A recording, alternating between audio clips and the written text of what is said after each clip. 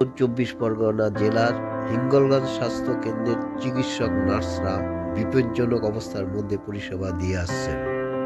স্বাস্থ্যকেন্দ্রের যা হাল, তাতে যে কোনো মুহূর্তে দুর্ঘটনার শিকার হতে পারেন রোগী থেকে চিকিৎসক নার্সরা। স্বাস্থ্যকেন্দ্রের বিভিন্ন জায়গায় ছাদের পলেস্তার খসে খসে পড়ছে। অবিলম্বে ব্যবস্থা না নিলে যে কোনো সময় দুর্ঘটনা ঘটে যেতে পারে। স্বাস্থ্যকেন্দ্রের ভেতরে জরাজীর্ণ অবস্থা, পলেস্তার খসে লোহার রড দেখা যাচ্ছে, বিমগুলো অর্ধ ভগ্ন দশায় রয়েছে। আর এরই মধ্যে ডাক্তার নার্সরা রোগী দেখছে।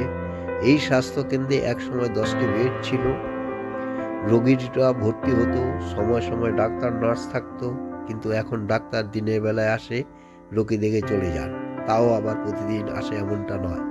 এলাকার মানুষের দাবি স্বাস্থ্যকেন্দ্রটি ঠিক করা হোক এবং আগের মতো চিকিৎসা পরিষেবা চালু করা হোক।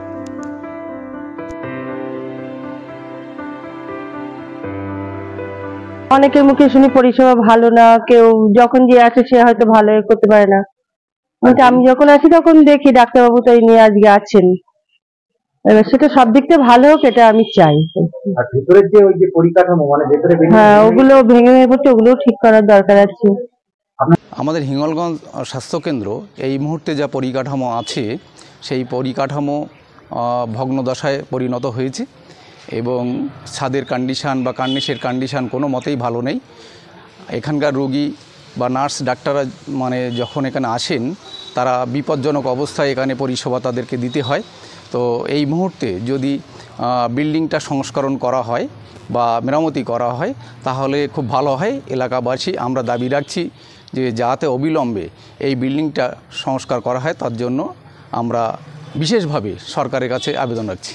হিঙ্গলগঞ্জ স্বাস্থ্যকেন্দ্র আজকে 106 বছরের প্রতিষ্ঠান এটা। তো এর আগে এখানে নিশীথ ঘোষ নামে ডক্টর নিশীথ ঘোষ, তিনি 24 ঘন্টা এখানে সার্ভিস দিতেন, রোগী ভর্তি করতেন।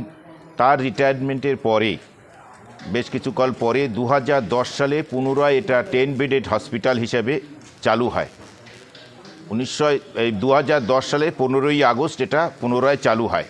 তো তারপর থেকে ধীরে ধীরে 6-7 মাস চলার পর ধীরে ধীরে এখান থেকে ডাক্তার নার্স সমস্ত কর্মীদের এখান থেকে তুলে নেওয়া হয়, এটা পুরোপুরি খালি করে দেওয়া হয় এবং নির্দিষ্ট সময়ে যে আউটডোরটা চলতো সেটাও বন্ধ করে দেওয়া হয়।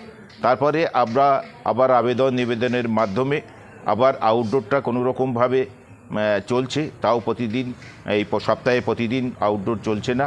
তো আমরা সরকারের কাছে অনুরোধ জানাই, কর্তৃপক্ষের কাছে অনুরোধ জানাচ্ছি যে অবিলম্বে যাতে এই হিঙ্গলগঞ্জ স্বাস্থ্যকেন্দ্রটা 10 বেডেড হসপিটাল এবং 24 ঘন্টা সার্ভিস চালু হয়, তার জন্যে প্রয়োজনীয় পদক্ষেপ গ্রহণ করার জন্যে আমাদের কাতর অনুরোধ জানাই।